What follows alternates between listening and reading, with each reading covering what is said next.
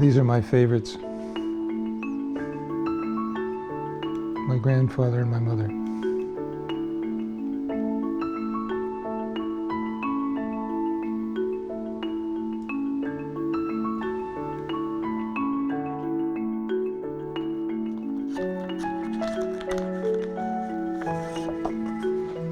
Good God. This would be my grandmother and my mother.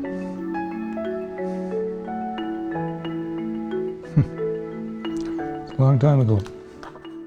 We were isolated by the LaSalle Causeway and the Rideau River, and it was like a world apart. Kingston was a world away. You would thought we were 50 miles from Kingston, but we really were right across the river. Barriefield always seemed to do really well in sports. We won at hockey, we won at baseball. I think my dad used to say that we were too miserable to lose or something like that. We're standing here about the center of Richard Cartwright's town site that he devised for the property he owned immediately north of the military reserve and very close to the activity that was going on Point Frederick with its massive shipbuilding program. The plan was devised on a system of 3 streets running north and south, 3 streets running east and west. The one thing that Cartwright didn't do was to name the town site. That didn't happen until 1820, when the town site was named after Robert Barry, who had newly come the previous year to look after the dockyard. Our great-great-great-grandfather was later the Honorable. It was Richard Cartwright. He came to the Kingston area in about 1784, and at that time, because he was a loyalist, he was given about 3,000 acres, most of which was on the east side of the Cataraqui River. And one of those farm lots he subsequently subdivided to become low-cost housing for the workers at the Navy dockyard, which was where RMC is now.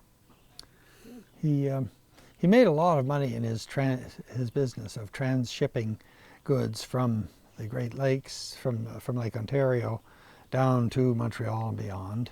Now the stuff was carried by small boats, bateaux, down the rapids of the St. Lawrence, and I am told that there was a bit of a problem with the shipments of goods upstream, because besides the manufactured goods, these included whiskey and brandy, and we were told that some of the bateau people were quite entrepreneurial and drilled little holes in the whiskey casks and drained some of the whiskey out and refilled the casks with water. Now, Whiskey Island, which is just downstream from Barriefield, got its name apparently because it was a key, shall we say, offloading point. These are individual glass negatives. Now, a lot of the ones that were in here, my grandfather was great at taking individual pictures of relatives, especially his daughter, my mother, there are multiple pictures of, these are the smaller ones. These are the larger ones.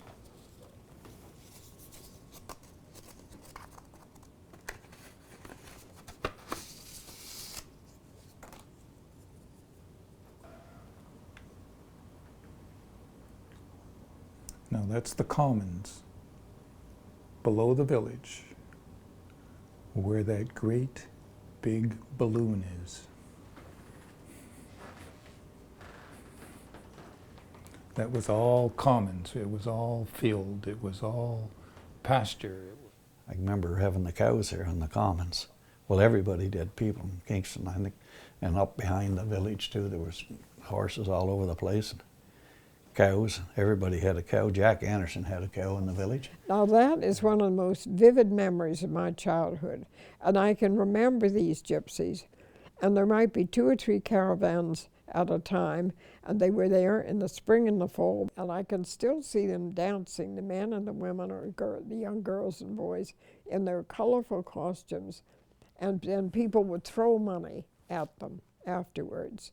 And they were fascinating. This was all commons. This was all open. This was BBB. We won't go there. Tell me about that. Oh, all the kids would remember that at my age. When the Army constructed the base, there were a lot of construction and excavating they'd done, and there was one particularly huge pool. And basically, I think it was stagnant water, but we all would go over there and go skinny dipping, hence the name BBB. Until one day, the bus was driving by, and we decided to moon the bus, which we did, and then the next thing, the police showed up. And the police come up. Well, we saw the police and we all started running except one guy, Peter Warmington. The cop said, "Get over here." And over goes Peter. And we're watching from the bushes. He's over there coming like this, talking to the cops. Peter was, he was the sane one, the sober one of the group, and he went over and gave his name. I don't know whether he turned us all in or not. I don't remember. The cop was laughing so hard he couldn't even talk to him, I don't think. It was funny, little bare butts. I think we were probably 12 years old, just little young kids. Oh, God. I remember that. That's something like out of an old movie or something. You know? And BBB stands for? Bear Ball Beach. It was only boys. He didn't know we were watching. No. He didn't know his sister was sitting over here watching. My sister was too? Yeah, I don't know. Maybe Wendy did too. Yeah. I know Linda Chappie. Yeah. I'm sure she was over there. So you wouldn't be able to see anything anyway. I didn't want to insult him by telling him we couldn't see anything because there was nothing to see because of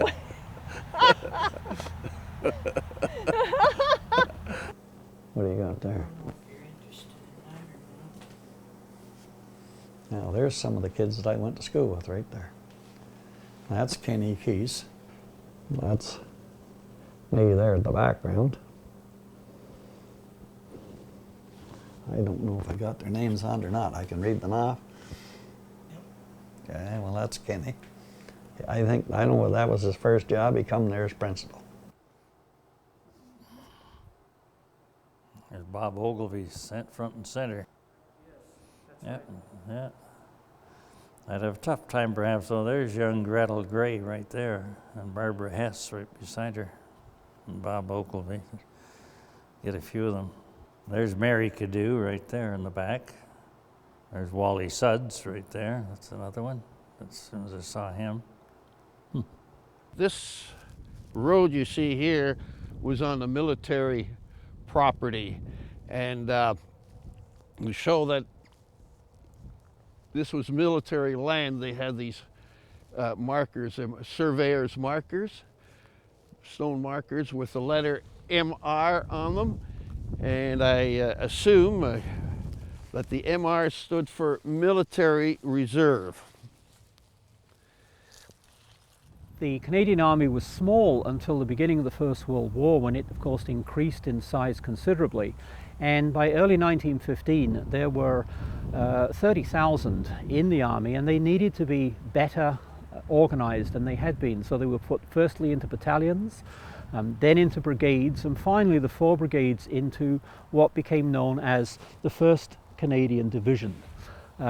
Later on it was joined by other Canadian divisions as the Army increased in size, and they needed to distinguish the members of the 1st Division from the others, and so that is where they wore the red rectangular patch on the right shoulder of their uniforms, as it notes on the monument here.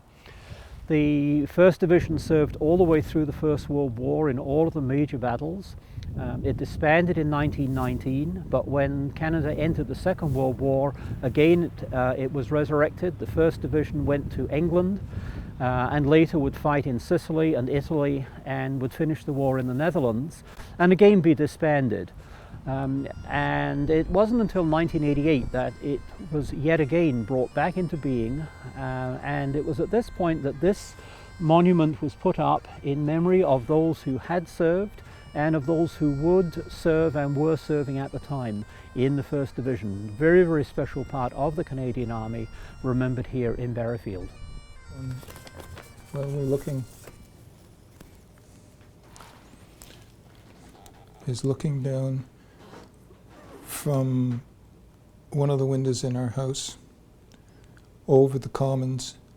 Those are military practicing. Kingston in the background.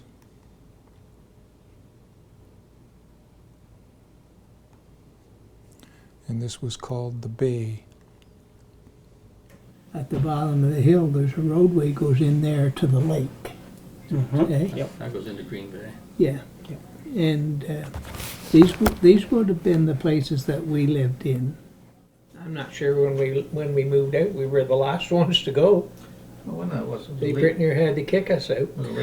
We were the only people left down there. There's a wife and me and late 60s, the kids. maybe, or maybe late 60s or early 70s.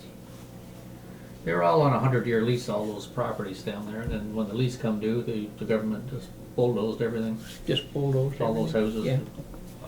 The whole bay of the village is gone. There was a lot of people that lived down below the hill there, and all those houses have been taken out. There's bought over by the army base. A lot of those houses have been removed. The houses that were down there were pretty much taken down and new ones put up. A lot of new construction. So it's changed a great deal.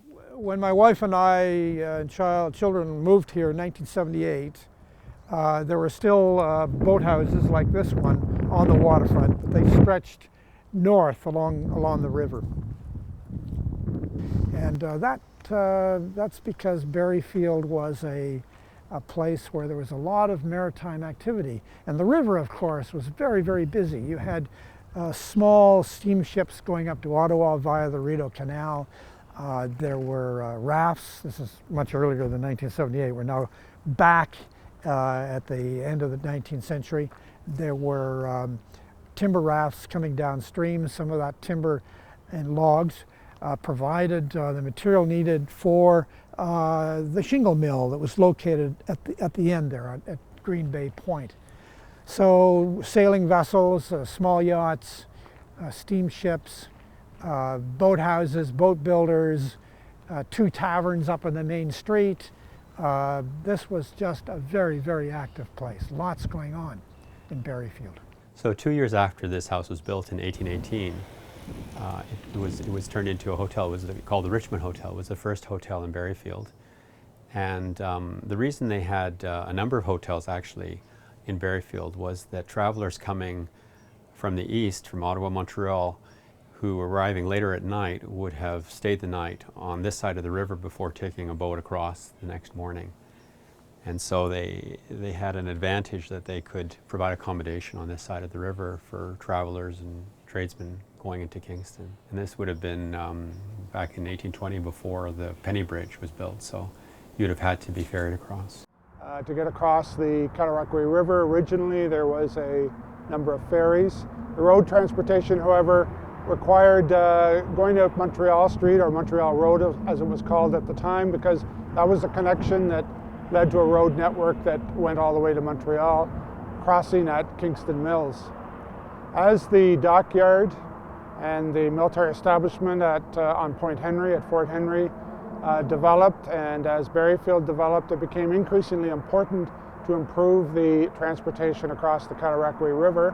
There was a series of proposals in the 1820s to construct a bridge, culminating ultimately in a bridge that was constructed here and opened in 1829. It was known colloquially as the Penny Bridge because it cost a penny for a pedestrian to cross the bridge. St. Mark's Church was founded in 1843 by a group of local inhabitants, some from Barriefield and some from the local area. The reason for them founding a church was the only Anglican church available to them at the time was St. George's in Kingston, because they had been attending a naval chapel down at what is now the Royal Military College, but it was closed. And so they had to go all the way to St. George's, when it meant crossing the bridge, which was a toll bridge. So they had to pay to go to church. So it seemed like there was enough people over here probably to found a church and avoid the travel. So they met in a tavern, as a matter of fact, in Barriefield, and formed a group and a building committee. And quite remarkably, within a little over a year, they raised the money, built this church, and opened it in July of 1844, which is kind of interesting because it's exactly 30 years after the founding of Barriefield itself. On the rise of ground behind me, right behind St. Mark's Church, is the location where the British planned to build Redoubt Number 2, one of a series of redoubts that the British conceived in 1829 to defend Kingston from potential American attack. After the War of 1812, they saw that the fortifications that were built during that war were very ad hoc and not comprehensive enough to defend the city from attack from all sides. So the plan that was evolved through the 18-teens into the 20s, finalized in 1829, conceived to have these 6 redoubts and several towers. On the east side of Kingston, over here in Barriefield, and on Point Henry, and on the west side of the town, west of where the settlement was. 3 redoubts over there, 3 redoubts here, and the towers as well. During the War of 1812, which ran from June 1812 up to Christmas Eve 1814, the Royal Navy activity here was really quite phenomenal. There was, by the end of the war, literally thousands of people would have been associated with this dockyard. They were building larger and larger warships here in what was originally Haldeman Cove and then became known as Navy Bay. Frigates, 50, 40-gun frigates, and then eventually the first-rate ship of the line, the St. Lawrence, with 102 guns. Just an enormous ship. It's amazing. We're looking at the place where the largest wooden ship built by the Royal Navy during the War of 1812 was launched, HMS St. Lawrence. By the end of the war, the dockyard, which was here on Point Frederick, now the home of the Royal Military College, had over 3,000 people working. There was not much future. The war was over. By the start of 1820, we were building a store shed for the pieces which needed to be maintained. And this was done by Commodore Robert Barry, the Commissioner of the Great Lakes, who was the person after whom Barriefield is named. This is a picture of James Knapp and Sons. We're on the very site where this boathouse existed. And you know, the image itself is just full of activity, even though the boss is here, is just standing around keeping an eye on things. In the background is a beautifully crafted yacht, well varnished. It's got brass portholes, scuttles. And in the foreground, you've got 2 fellas here who are building a mast. And that's quite a skilled piece of work. So the village established a reputation for boat building, and you might wonder, how did that start? Well, it started in the early part of the 19th century when close to Kingston Harbor, behind us a little bit, half a mile or so, the British Navy Board established a naval base there, a Royal Navy dockyard. And the Royal Navy dockyard employed a lot of shipwrights, men who had a talent for building not only small craft, but also for building big ships like the St. Lawrence, for example, the 112-gun man of war. Well, they had to have a place to live, and many of them lived over close to the Royal Navy dockyard, but quite a few started establishing themselves in Barriefield.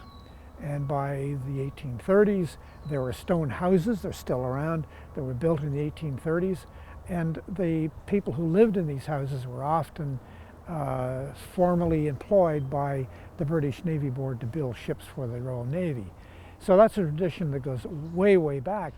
We're standing here on the edge of Green Bay, which in many ways was the heart of Barriefield. There are many things went on here.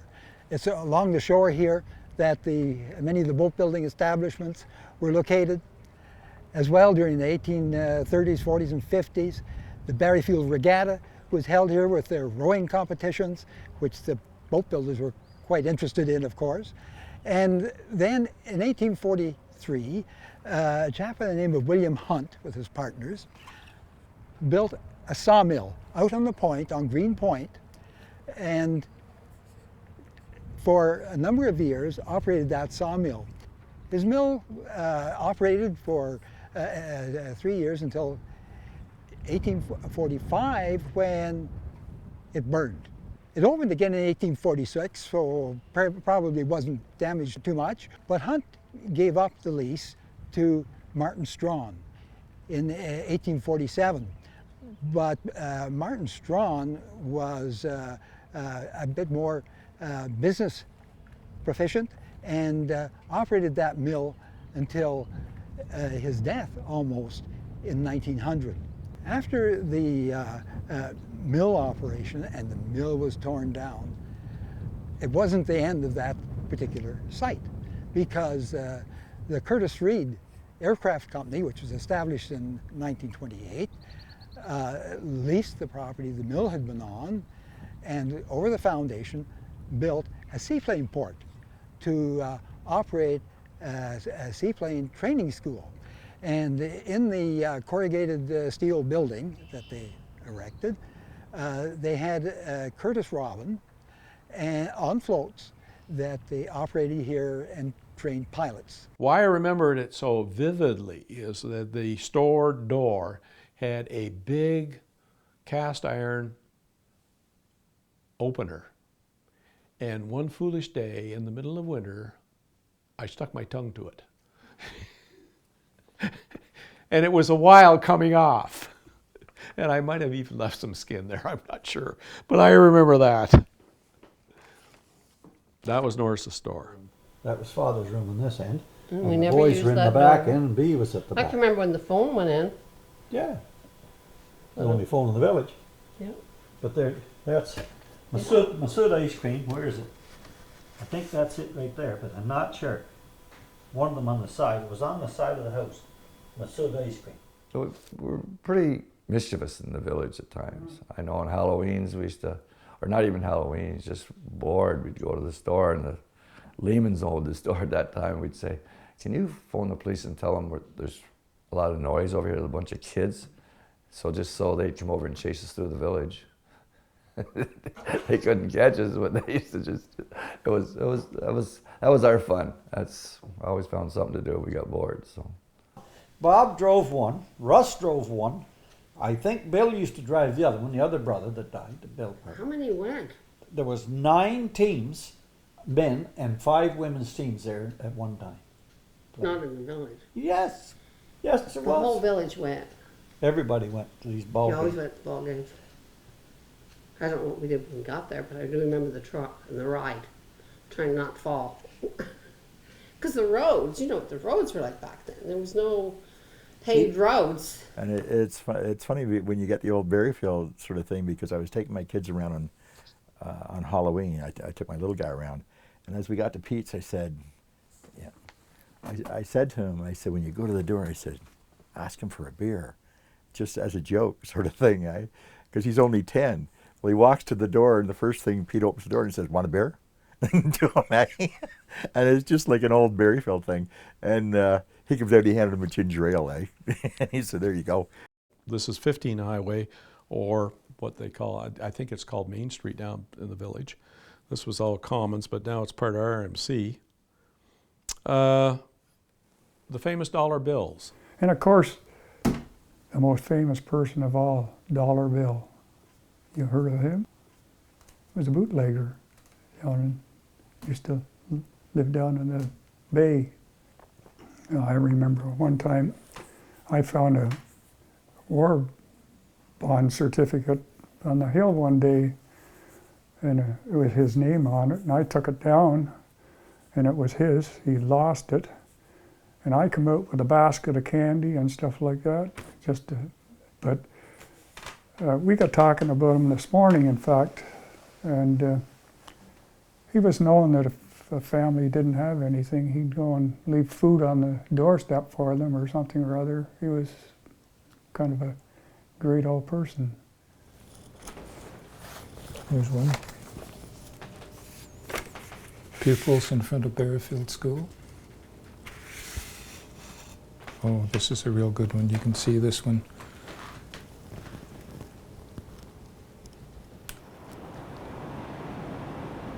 I'd been one-room schools, 2 of them here on Wolf Island, but then when we came to the to Barriefield Village, we had a very large one-room school with an oversized cloakroom, but that served for 3 teachers.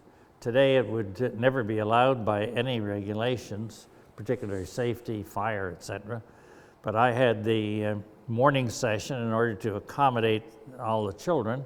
I taught the grades 6, 7, and 8 from 8:30 in the morning till 12:30. And then in the afternoon, Helen Schlichter taught grades 3, 4, 5. And that was from 12:30 till 4:30. And Rita Kelly taught the grades 1, 2, and 3. And they were all crammed into the cloakroom. Desks were tight together. You had to walk across the seats in order to get into your seat. My first teacher was Mrs. Becknell. I remember her. She rode her bicycle every day from Kingston. She was a tall, well, of course she was tall to me because I was short, but I think she was a tall woman. And I remember her bicycle. Why would I remember her bicycle? We had a teacher there, Mrs. Baldwin. Her and I didn't get along. Anyway, she'd get mad and she'd get the teacher in the little room. I think Bechtel, her name was Mrs. Bechtel. Man, she could lay the strap on you, and she'd get her to strap the kids. So Elf and us went over one day, stuck the strap and cut it all up in little pieces, put it under a flagstone over behind the Barriefield house. And of course, Audrey seen us doing it, and she let the cat out of the bag on us. So we all got a trimming again for that, and they bought a new strap and made it even worse. So Elf got mad over that. He brought a set of side cutters in. This Mrs. Bechtel used to ride a 3-speed bicycle. And she'd walk up the front of the school to the stop at the sidewalk around the guardrails, and she'd take a run and down the road, jump on that bike. And jump on the bike. And she wouldn't pedal again until she got to the causeway. Well, she made the corner down here at the bottom, and it collapsed. And Elf went in and cut every other spoke on that bicycle of hers. And when she made the corner at the bottom, and she skidded from about that red truck going there all the way to that booth. She never come back to school. She never come back to school that year, I don't think. She could have killed her, you know, it was terrible. But Elf cut every other spoke in the damn bicycle. Needless to say, we didn't get a strap for that one. We're standing here in Portsmouth Village and thinking about villages in general. One of the interesting things about villages like this is the buildings are tight against the street, and that was partly in order to gain the advantage of the backyards. So backyards were needed for stables. So for example, if you had an inn, you needed to be able to house the horses of your guests in the backyards. Or even people coming for buying groceries, that kind of thing, had to have a way of getting the horses out of the main thoroughfare by putting them in the back. Other people who lived here wanted the backyards for vegetable gardens. So pretty much every house in the village would have had a vegetable garden and a few animals like pigs, horses, maybe a cow for milk, and definitely chickens. And we know that from the descriptions of the place, but also some early photographs that were taken in a way not all that long ago, photographs that were taken around 1900. And it's quite surprising how unchanged the village life seemed to be even in 1900. I think the big changes for all these villages came with cars. It's a picture that was painted in 1896, at least that's what it's dated. And to my understanding, the best of my knowledge, it's a picture of Barriefield Village. Right here was the 2-room schoolhouse. And on the back of that schoolhouse was a privy. Well, a toilet, if you would. And when I first saw this picture at my grandmother's, I thought, that's the schoolhouse. And that would be 15 Highway. And it does curve and goes up over the hill and then joins. Down here would be number 2 Highway, and that goes straight back and joins number 2 Highway. And I've been told that at that time, the number 2 Highway, the cut, as we called it, the rock cut, wasn't there. It was a project that was built during the Depression to put people to work. And as I said, we used to go over and scale those walls. But this was the old road. And then 15 Highway went on down through here. Highway 15 ran right through the village, and I can remember coming to Kingston first as an education student. I think the year was 1971 or 71 maybe, and just being scared to death to drive through Barriefield because there was trucks behind you and trucks coming the other way, and there was hardly room to squeeze through. And I could see, even then I had an interest in architecture and old buildings. I could see this was a fabulous place, but I couldn't take my eyes off the road because it was that precarious. That changed when the highway was routed around Barriefield, and I think it was a lot of local effort that made that happen, in addition to a will on the part of the Ministry of Transport. And that made Barriefield suddenly, almost overnight, a lot more livable.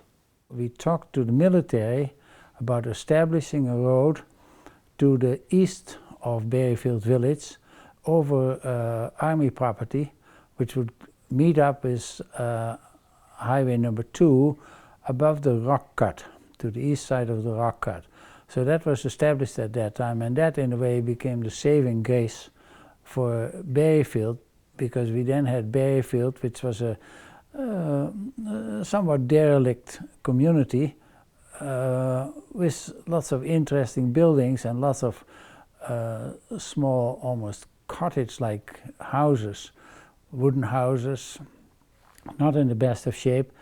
And I then felt very strongly that in order to preserve that, we had to make sure that the area should be put on the conservation list. If we wouldn't have done that, developers would have bought up the cheap houses, and they were cheap at that time, $14,000, $16,000. They would have bought them up, and they undoubtedly would have gone to council to tell everybody that we needed to have row housing, or that we needed to have apartment complexes, etc. Yeah, the water was all polluted, so all the wells were polluted, so they froze all development in the village at that time because of that. And people would have to go to the fire hydrants to get their water. Some had holding tanks. The one over there had a big tank called rainwater, I guess. Yeah, that's a cistern. Yeah, lots of them had cisterns, yes. Cisterns. And we had our own well, which was already, if we had the chlorinator was working. You know, they did have a lot of trouble with the well, and gradually the military came and they had a fire hydrant right there, eh? So they put a tap on the fire hydrant for us. But the problem with that was that if you didn't leave it dripping, it would freeze up and bust. Some days you go up, get water, and it would be broke, and the water would be running all over the road. We have redoubt number 2 over here, just to the northeast, or in the northeast corner of Barriefield. I've penciled in here, this is not an original part of the drawing, I've penciled in the location, general location of where St. Mark's Church is. That's that little gray rectangle there. And it gives an idea of how close the church was constructed to where the British wanted to construct the redoubt and the ditch that surrounded it. For various political and monetary reasons, they never did acquire this property, and so redoubt number 2 was never constructed. The ditch surrounding the redoubt at Fort Henry gives you a good sense of the scale of the fortifications that would have been constructed around Kingston, all the 5 redoubts, including redoubt number 2. The ditch would have been, for that redoubt, similar to the one we're in right now, about 40 feet wide. The walls of the redoubt itself would have been about 30 feet high, much like you see here. Thickness is about the same, 4 to 10 feet thick, depending on the location. And the counterscarp wall would have been in masonry as well. So what we see here in this ditch gives us a very good idea of what any of the redoubts surrounding Kingston would have looked like if you're standing in their ditches, had they been constructed. We're here in Memorial Hall in the City Hall of Kingston, and it's appropriate that we're here to look at this remarkable photograph from 1916 of the Barriefield camp. Memorial Hall, of course, was dedicated after the war to the men and women of Kingston and area who died during the First World War. And this photograph shows up to 9,000 of them in their training in Barriefield camp. It's 18 feet long, which is the longest that could be made at the time, and it's a panorama photograph which starts looking out towards the west, so that we find here the tower of St. Mark's Barriefield Church. And that gives us an idea as we swing to the north and we begin to see individual soldiers, the band who've put their instruments down in a break in their practice. And you'll see all along the back the tents, and at this time there were about 9,000 men under canvas here. We see the horses simply eating in the field, but here we've got a group with rifles, obviously far more prepared and ready to be sent off to Europe. And we know that this is just a regular day because here we have a gentleman carrying a plank of wood, something else being carried, and further along here we find a group of people carrying until we find where we are building in the area here. We've brought the photograph back to close to the point where it was probably originally taken. We're guessing that there was a water tower here and in 1916, and certainly there is one here today in 2015, probably on the same spot. And interestingly enough, we're now surrounded by Canadian Army tents, just as this field would have been covered in 1915 by tents. One of the interesting things is what these 10,000 people did in their spare time. There are no fences around the camp, and obviously after a hard day's work they would want some relaxation.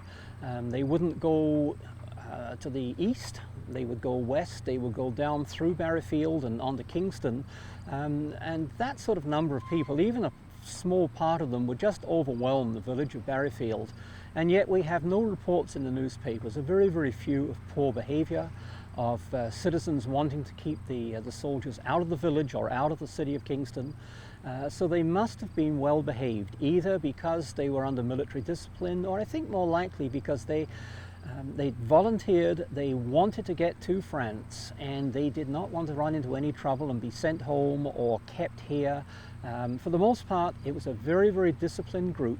And yet one just wonders what an evening in Barriefield might have been like. These two women rented Jack Anderson's boathouse down there. And run a prostitute ring down here. And I'm not exaggerating. There was a route march in here, the soldiers coming down. They were lined up from that boathouse. They were out on the corner the one time I come down here. Yeah, she was quite a thing. They run her most of the summer there. Well, cold weather, I think, put them out. Yeah, this was quite a notorious town right here, this part. If these people knew where they lived, they may not want to be here anymore. I don't know, maybe they do. But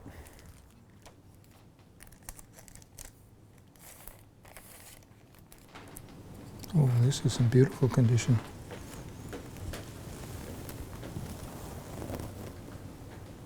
The church has had a long association with the Royal Military College.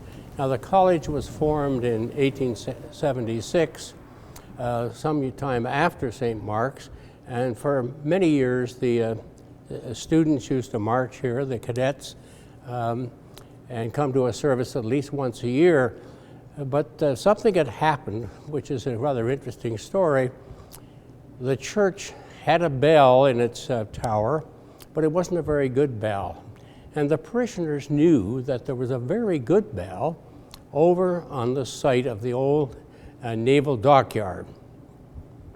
Now, that bell had been there probably for 50 years because the Navy used the bell to tell the time. Well, this is the well-known Bartlett print of Kingston from the heights of Fort Henry Hill. Somewhat exaggerated, but nevertheless interesting in that it shows considerable amount of detail. The naval dockyard on Point Frederick in the 1830s, the naval buildings and the actual dockyard enclosed by the dockyard fence. The entrance to the dockyard would be here, and at the entrance was the pole with the dockyard bell, which is illustrated here. Would have been hanging there throughout the existence of the dockyard. And when the Navy ceased to run the dockyard, they just left the bell there. So the parishioners knew about this, and they went to the local member of parliament and said, do you think we could have the bell? Well, he happened to be not only the member of parliament, but he was also a parishioner of the church, and he said, oh yeah, you can have the bell.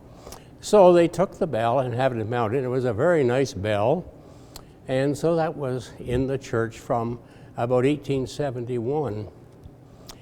Well, comes along, RMC is founded in 1876, and 100 years later, in 1976, they're celebrating their centennial, and somebody said, we used to have a bell.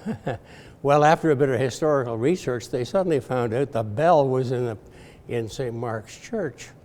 And after a bit of negotiation, it was agreed that the bell would be given back to the RMC, the original bell, and as a part of a sort of a gift exchange, they presented us with one of their colors, which is mounted on the wall over here. So our St. Mark's has a retired color of the Royal Military College of Science.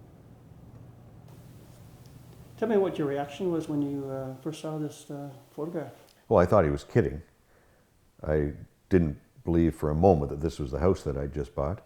And it wasn't until I called him that he convinced me that this was indeed the house that I'd bought, and that it was going to look a lot better. He guaranteed it would look a lot better when he fixed it up. But I was quite surprised. I was a bit annoyed as well, because I thought he was, first of all, I questioned whether he really knew what he was doing. And secondly, I didn't see it. He had the vision that what if this could be. I certainly didn't. I just looked at it initially thinking I've just thrown away, X amount of dollars on something that I'll never use or never see a return on. I think probably if you go out in the country and other little villages, Lyndhurst or someplace, it'll be the same. It'd be the same, and I think they're probably still close-knit like the village was, because they haven't expanded like the village has, so. I just can't believe the change over there. God, I go through there now, it's unbelievable. I haven't been back to Barriefield in years. Years. I would rather remember it the way it was than what it is. It was turning, I use the word yuppieville, but there were people that were interested in just preserving the heritage. For us, it was old. And it wasn't heritage, it was just old. You got to make it new. And that's our mentality. But now, you can look around, we've got all the old stuff. Yeah. Well, one of these ladies actually was my grandmother, Ricky, before she was married. She was a leader. Kind of think it was this lady, but I'm not 100%. I kind of think it is from his. That was the only person that was taking pictures way back when, as far as I know. I don't think there was anybody else, but it was basically a hobby he had. I think a lot of people are drawn to Barriefield because it's so beautiful.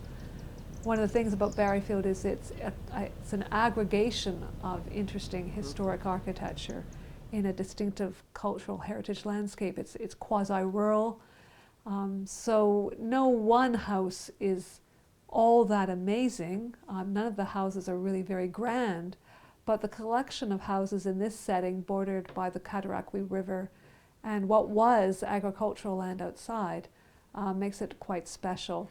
It didn't look at all like many of the other parts of Kingston, and in some respects it seemed like an old English village, a little bit like Salem in Boston, a whole mixture of heritage components. And I drove all the streets in about 7 minutes flat, and there was one house for sale, and this is the house we're in now. We looked at the house, took the number of the real estate agent, phoned her, and stayed until we bought the house. And then we continued to Quebec for Christmas. So fairly quick decision, but as it turned out, quite a wonderful decision, because we really didn't understand we were living in a heritage village, or we would be living in a heritage village. And it was interesting to find out the extent of that and the depth of what that really meant.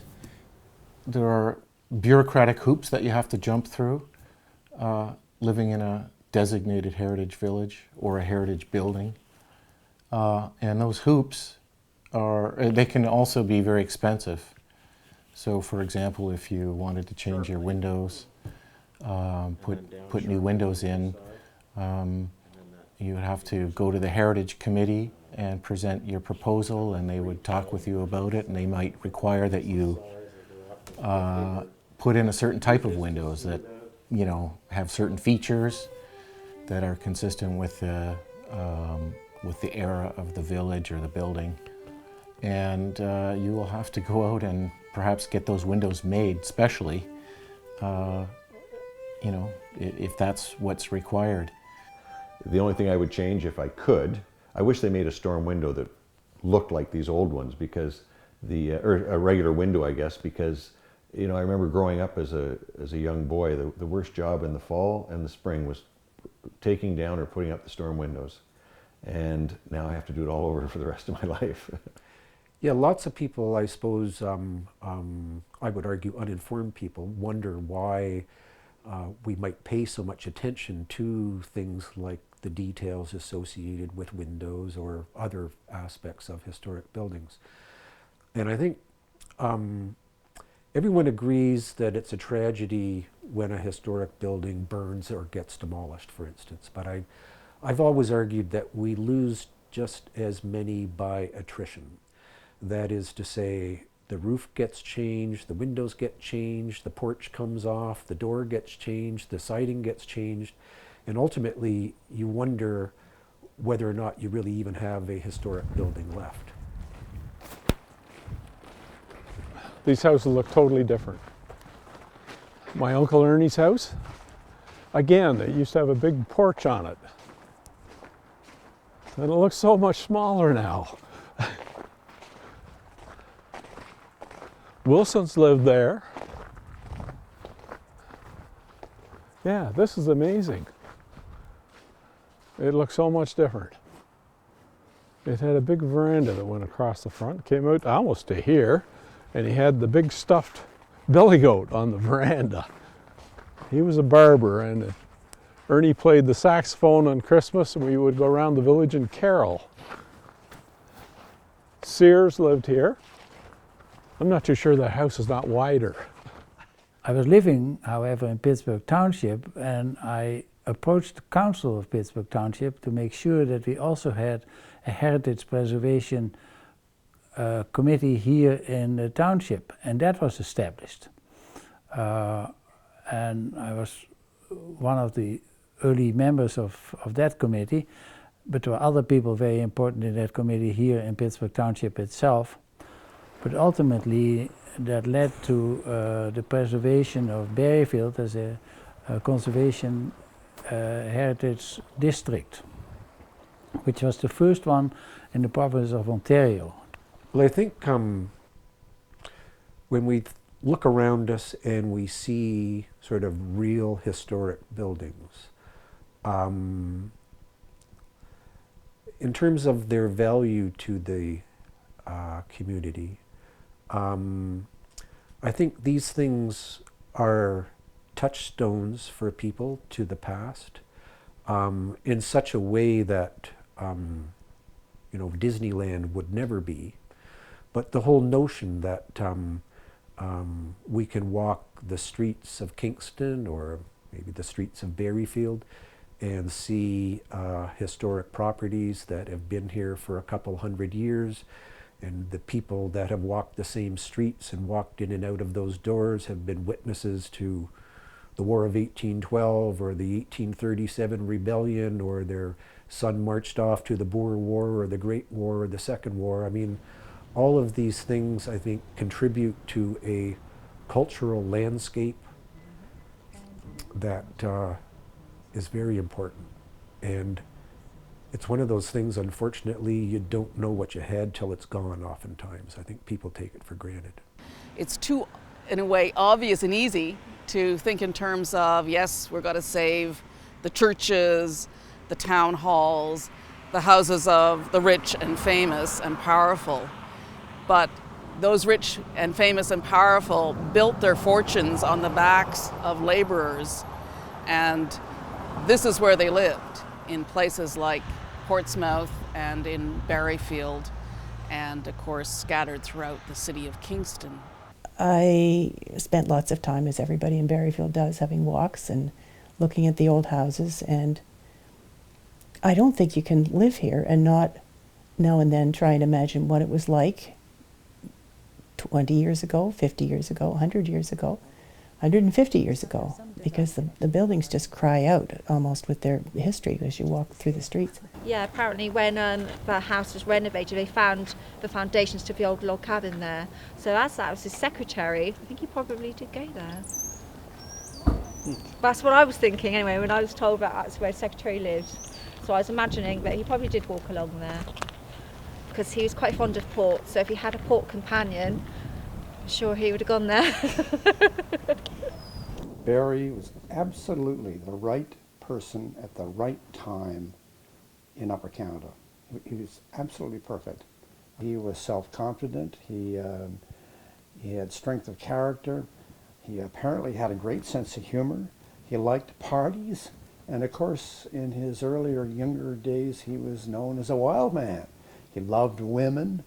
He gambled. He had a great time. But when he was aboard ship in command eventually, or a supernumerary officer aboard a vessel, he did his job in a very diligent way. So when he showed up for this shore job, he just took everybody by storm. They loved him. And I found out how this place ended up in our family. Yeah, the veranda was a lot different. It was more enclosed. But yeah, there is, it's, I guess because the streets are that much wider, the fence used to be out farther. And I think there's more front yard than there used to be this way. We used to park the car on the other side. That was my Uncle Dick's house. That was the one we renovated, my wife and I. And that was my mother's as well. We owned that. I couldn't see over the counter from inside, and I couldn't wait to look over the counter. I remember when I could first look up, and I don't know whether they put something on the floor, but anyway, I could look over the counter then, the store counter. We had the telephone, and it wasn't a pay phone, it was just a Bell telephone. Everybody come here to use the phone. I don't know if there was many other phones in the village.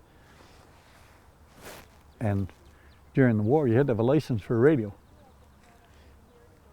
And we had a radio in there, and of course, not too many people had them. And Mr. Hewitt used to come up there. We'd be listening to the Lone Ranger or the Squeaking Door or something like that. And of course, he'd come up and turn the damn thing to the CBC, to war news. We weren't too happy with that, Mary and I. Well, I think we are all lucky who live in Kingston to live in a city this old and with this kind of heritage and character. It's a curious twist of history, I guess, that history passed Kingston by, and that the capital was ended up being in Ottawa and the provincial capital's in Toronto, and in many ways Kingston was unimportant, and thank goodness, because that means we have quite a collection of interesting heritage buildings in the downtown and in the rural areas around it, as well as in Barriefield. So I really think that Barriefield is Kingston's heritage village. It's a place that all of Kingstonians should enjoy, and indeed they do. They come here for Sunday drives and walks, for runs, for cycling. And I think it's appropriate for everyone to feel a sense of stewardship and pride in this village as a part of the heritage fabric of the city as a whole. Part of the notion of a village is that, I mean, a village isn't really a village unless there is the absence of residential areas around it. So almost like an island, it depends on the sea in order to be an island. Otherwise it's, so a village, in order to be a village, needs the absence of the village around it in order to sort of preserve that notion. The deer like to sort of sleep in this area. I can think of parts of big cities. In Toronto, for example, where I used to live, there's an area called a village, and yet it's right in the heart of a big city. So it's hard to think of that as a village when it's, you know, there's no real boundary, there's no end to it. So having the absence of building around helps define gooseberry bushes in our garden over there. what the village is. This rose bush is just laden with rose hips. Look at how red and bright and beautiful they are. Beautiful in the fall. It was beautiful in the spring when you came down the path, and all of a sudden there was a rose bush covered with blossom. Single blossoms, I don't know what kind they were. There was also honeysuckle mixed in with it. And you can see in there are more rose bushes. Just beautiful.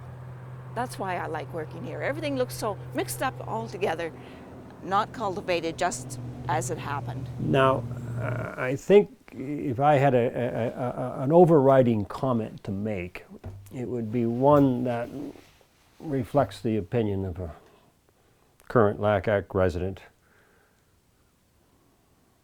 my good friend Craig Sims, who wishes to remain nameless, so that'll be up to you whether you edit this out or not, who said that the right things will never happen in a heritage conservation district as long as the authority to make decisions on the built environment in a heritage conservation district rests with local politicians, and that these kinds of decisions and guidelines should be formulated and made and enforced at the provincial level.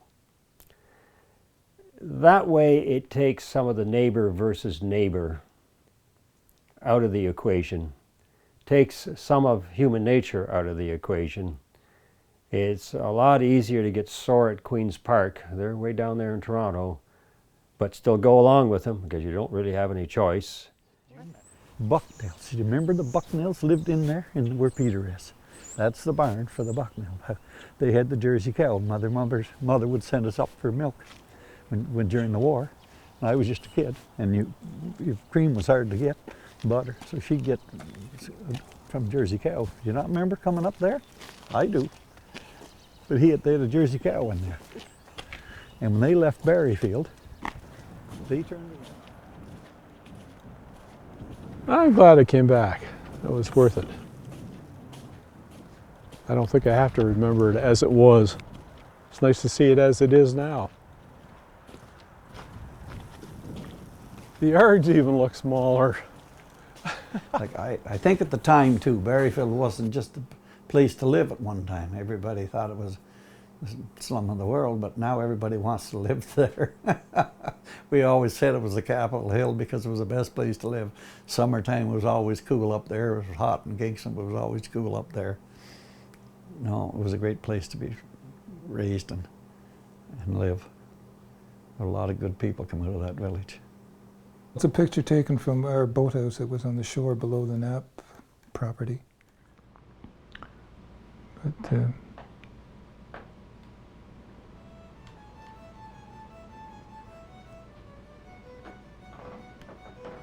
there was good times.